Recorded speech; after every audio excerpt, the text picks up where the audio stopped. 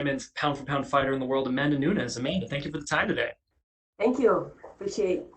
We will be kicking things off with Jim Varsalone from the Miami Herald. So I hear you and look.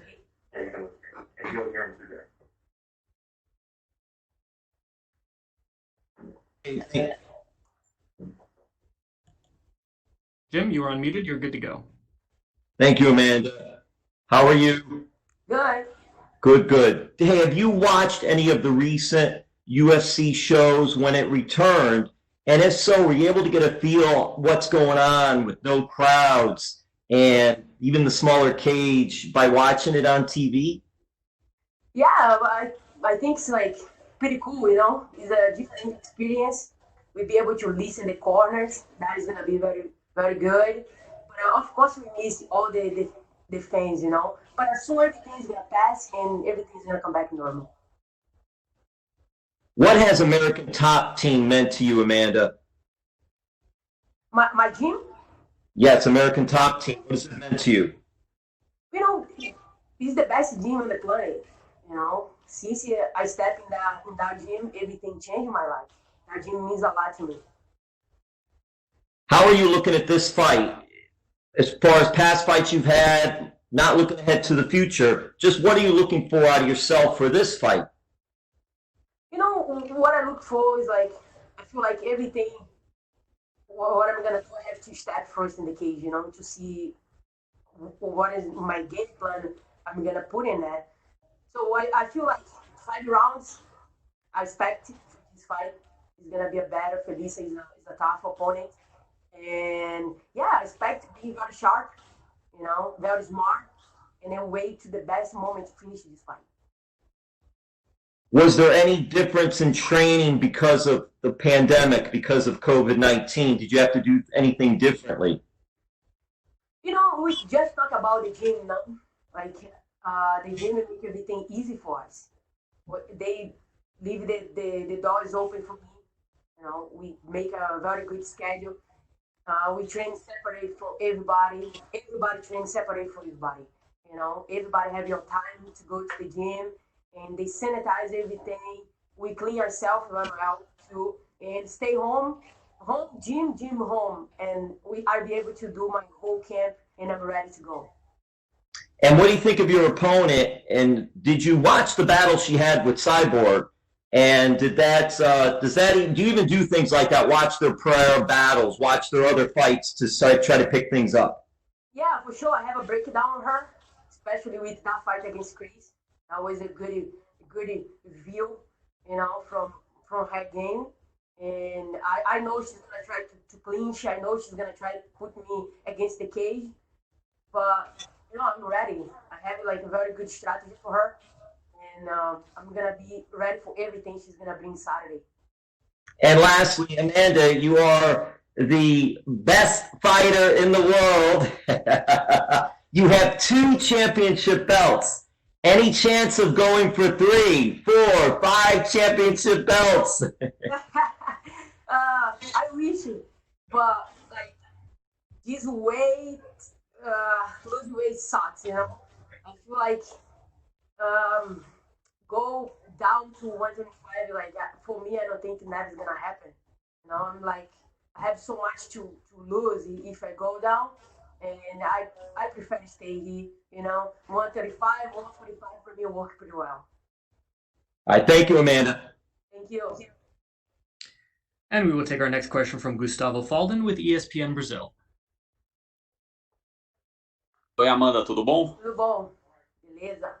Começar primeiro, quão diferente foi esse camp para você, né? Com toda essa situação atípica que estamos tendo aí no mundo, né? Então, meu camp foi bom. A academia estava aberta para mim, entendeu? Claro, com um schedule bem diferente, né? Treinando separado de todo mundo, treinando com um limite de pessoas muito grande, claro, né? Com todo cuidado. A academia foi todos os dias que eu chegava na academia, a academia estava toda limpinha, pronta para um bom dia de treino. Assim, eu consegui fazer um camp perfeito para essa luta e eu tô pronta. A academia realmente facilitou bastante pra gente. E você mencionou em entrevista ao combate.com que você chegou não fez o teste, mas chegou a achar que teve coronavírus, a Nina também ficou mal. Como é que foi essa situação? O quão preocupado que você ficou? Também a Nina por estar grávida? Como é que foi esse momento para você? Quando eu comecei a me sentir mal, foi logo depois que eu saí daqui de Vegas, né? Eu cheguei em casa e aí que eu tava numa convenção aqui em Vegas, então tinha gente de todo mundo, né? Foi logo quando tava no início do Covid. Então, aí eu saí da convenção aqui em Vegas e fui pra casa. Aí quando eu cheguei em casa, eu comecei a ficar mal mesmo, né? E aí, nunca senti isso na minha vida. Primeira vez que eu fiquei mal de cama por 2, 3 dias, assim, mais ou menos. E quando eu comecei a melhorar, Nina começou a ficar mal também. Só que eu me recuperei em casa, fiquei em casa mesmo, em quarentena total. E Nina, a gente foi para emergência, rápido, entendeu? Por causa da criança. Mas E não, deu, também, né? Saúde é muito importante. Eu tava forte, né? Então eu preferi ficar em casa me recuperando. Tive febre, tive tosse. Então não tava tão mal assim. Mas com Nina, a gente preferiu ir para emergência, mas foi tudo tranquilo, né? Foi o que a gente imaginava, a gente ia ficar lá, fazer o teste e tudo. Mas mesmo assim a gente chegou e não conseguiu fazer o teste, porque estava no início ainda de tudo, então estava bem escasso o teste, né? Mas ela fez teste para tudo, para outro tipo de coisa e nada, deu nada. Então, se talvez tivesse feito o teste para coronavírus, a gente tinha dado positivo, né? Mas deu tudo certo, ela se recuperou rapidinho. Nina é forte pra caramba também e conseguiu superar. e como é que foi essa? Geralmente ela te auxilia bastante ali nos treinos, até o quão diferente foi, né? Agora que ela tá no estágio já avançado da gravidez, não poder contar assim com ela ali no, né, de seu sparring, digamos Na assim. verdade, Nina estava presente em tudo, viu? Não se engane, não. Nina é muito forte, Nina não teve nenhum problema com a gravidez, entendeu? Não passou mal, não teve nada, tranquila, tranquila. Nos meus sparrings também é o momento que eu mais preciso, assim, dela. Que ela tem que assistir, que ela vai fazer parte disso tudo no dia, né? Então, ela falar, ela ver algumas coisas e aí ela tá presente. Também tá correndo, tá fazendo exercício. Então, ela não tá fazendo mais sparring, né? Essas coisas, mas a gente continua na caminhada juntas aí. Não mudou em nada, assim, a gravidez. Tá E tudo tranquilo. a última de minha parte, você pode se tornar a primeira pessoa na história do UFC a defender 2 cinturões em categorias diferentes. O que que isso representa para você e para o seu legado? Eu irei me tornar e continuar fazendo história, né? É o que me move no esporte. Então, quando eu escolhi esse esporte, eu escolhi por amor e faço tudo com muito carinho, muito amor por esse esporte. E eu acho que o próprio esporte está me dando de volta, né? O que eu botei em prol desse esporte. Então, tudo foi muito, muito, muito trabalho, muito esforço e muito amor. E com certeza eu me tornarei a melhor. Eu já sou a melhor, eu provei. Tipo, eu venho provando, né? Já há tempo na minha carreira. E agora é só consolidar mesmo e continuar fazendo o meu trabalho, né? Lutar e defender o meu título. Ok, that's it for me, guys. Valeu. And we will take our next question from Bruno Carvalho with UOL. Oi, Amanda, tudo bem? Tudo bom? Bem também. Amanda, primeiro você estava falando dos seus títulos, né? Eu queria saber se houve, em algum momento, alguma pressão para você abrir mão de um deles, como aconteceu com o DC, aconteceu com o McGregor. Você pensou, alguém pediu para você abrir mão dos dois, de um dos dois? Não, não existe isso. Isso vem do atleta, né? Se você quiser deixar o cinturão, você deixa. Se não, você continua. E eu decidi continuar. Eu decidi defender e fazer algo que ninguém nunca fez na história, né? Certo. E como é que você faz para, no futuro, depois dessa luta, obviamente, como é que você faz para escolher? Agora eu vou lutar nessa categoria, agora eu vou defender esse cinturão. Como é que é para você? Como é que funciona esse processo? É difícil a escolha, na verdade, né? Pô, porque você lutou pelos dois, é difícil você deixar um ir, né? Então vamos ver como é que vai ficar essa história aí depois dessa luta. Minha filha tá nascendo, então eu também quero esse tempo para poder dar uma atenção mais à menina, dar uma atenção mais à gravidez dela. E aí a gente vê. Isso aí é questão de tempo. Isso aí é mole para resolver depois. É isso, outra coisa que eu ia te perguntar também você tem planos para quando a sua filha nascer ficar um tempo sem lutar? Provavelmente, mas isso aí também é outra coisa que depende de mim, entendeu? Depende muito do momento que a gente esteja passando quando o Reagan nascer. E aí eu vou decidir, entendeu? Coisas que eu decido assim no momento. Uhum. Né? É muito difícil falar agora. Ela não está presente aqui ainda né? De corpo, mas vamos ver aí para frente. E você teve receio em algum momento de aceitar a luta em meio à pandemia, justamente pela Nina estar grávida e essas coisas? Também, né? Claro que a gente tem que ter maior cuidado com a Nina. Já é quase a reta final, né? Da gravidez. Então, ficar doente seria coisa muito ruim, né? E aí eu fiquei um pouco assim com o pé atrás, mas quando eu vi o primeiro show, o primeiro UFC, como foi tudo organizado, tudo certinho, né? Aí eu decidi lutar. E também já tinha oponente, né? Já era para lutar em maio também, só que era meu aniversário, também a pandemia e tudo, pessoas morrendo no mundo inteiro. E também a energia estava muito pesada, né? Então eu resolvi dar um passo atrás e deixar o UFC fazer o primeiro show para ver como era que o público ia abraçar. E aí agora eu decidi. Vamos nessa. E minha última pergunta não sei se você tem acompanhado os casos de protestos antirracistas que estão tendo tanto nos Estados Unidos quanto no Brasil. Eu queria saber o que você tem achado de tudo isso. É triste, né? São coisas que a gente precisa dar a mão mesmo e seguir juntos, né? Lutando por isso tudo. E eu acredito que o mundo já vai ser um mundo melhor. Eu acho que se todo mundo dar as mãos para essa causa, né, seguir juntos, eu acho que conseguiremos. Obrigado, Amanda. Boa sorte no sábado. Valeu. It's that for me, guys. Thanks. And we will take the next question from Cassandra Cusino with Las Vegas Sports Biz. Cassandra, please go ahead.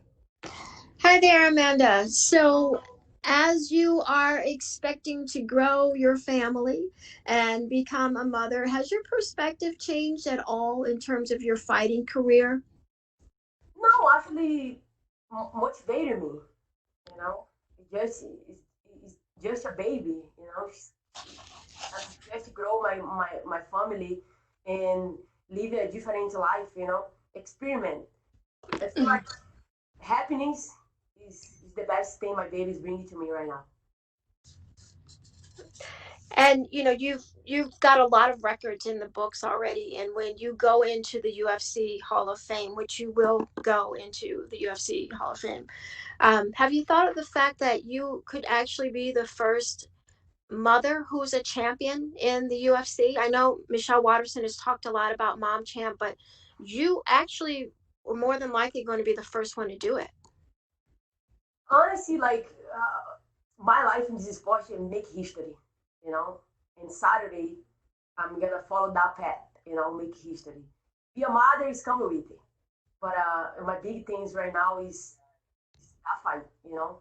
Be a mother is like I feel like everybody can be, you know, if you want. I feel like a lot of people have a problem to be a mother, of course, but I feel like it's coming with the life, you know. If you want to grow your family, you're gonna have a baby, and I feel like the babies is some things help you to grow as a person, you know, grow as a human.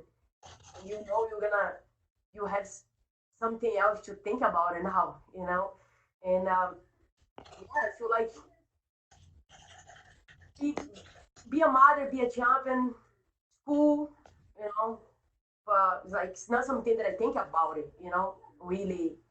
Just be a champion, I want to be forever, you know, retire as a champion, as a mother champion, as a whatever, the best, you know, like come with everything.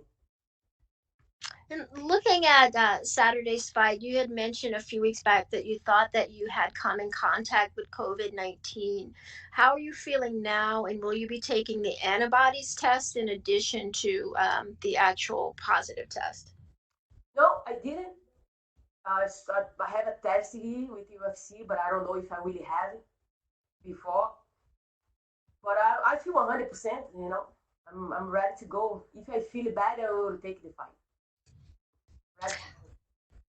And finally, for me, so on Saturday, should you win, you'll become the first fighter in UFC history to make title defenses in two divisions while holding multiple belts. So that's something that was kind of you talk a lot about being able to envision your success and you visualize a lot of the things that are going to happen for you. Is that one of the things that you looked forward to is actually dominating in multiple divisions? I will win this fight. I'm not down in my mind. And I will follow my path, make history. Like, no doubt in my mind. This is gonna happen. Be ready for it. Thank you, Amanda. Thank you. And we will take our next question from Nuno Kraus with Atarde. Nuno, please go ahead.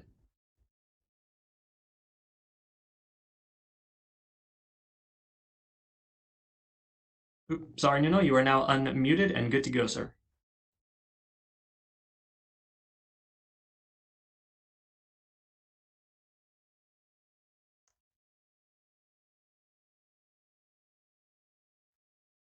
Okay, we will move on and take our next question from Shaquille Majori with MMA Mania. Shaquille, please go ahead. Hi, Amanda. How are you? Good, how are you? Good. Thank you for making the time today. First question for me. You kind of hold a spot with fans and with fighters, kind of like John Jones does, this sort of dominant, one-of-a-kind champion. And, you had a very tough last fight, and I think some fighters might look at that fight and say, wow, Amanda's human. There's a chip in the armor. I feel a little bit better now. What did you take out of that tough fight? Because I think a lot of times people come out stronger after performances like that. Yeah, definitely. That was a huge fight for me, my last fight. I, that fight, I want to go to 5 rounds as well, you know. And I knew she's tough. I know Germaine would be ready that night. And I know I have to use my wrestling, you know. And was exactly what happened. You know, I want to put in my ground game. I want to put a little bit of wrestling into. Everybody know me as a girl is gonna walk in and then try to knock people out. But I have a wrestling. I have my ground game, my jiu-jitsu, and I want to put it in that fight. I know I'd be able to. So 5 rounds, I was ready for, and you know I'm a human. You know everybody have holes in the game, but it's hard when you're in front of that person. You know to really see that. And this is, I feel like, is the big things with my opponents. They think they be able to see all my holes, you know, but when they step in front of me, they know is everything's different, you know. You've been asked a lot about your legacy and your motivation. I was just wondering if you could kind of compare and contrast for me. What was it like? What was your motivation like and your mindset like when you were a contender working your way up the division and now being this monster two-division champion? Is it the same? Is it different? What's that been like? I feel the same, hungry, you know, motivated, and I want to keep doing this. You know, keep making history. This is driving me forward, and I love just do this. I love go wake up and then go to the gym every day training, and I love it. I love this. I love MMA. You know, I do this because I love it. I wake up motivated every day. Amanda, thank you so much. Best of luck this Saturday. Thank you so much, Amanda. That is all the time we have for you. You are good to go.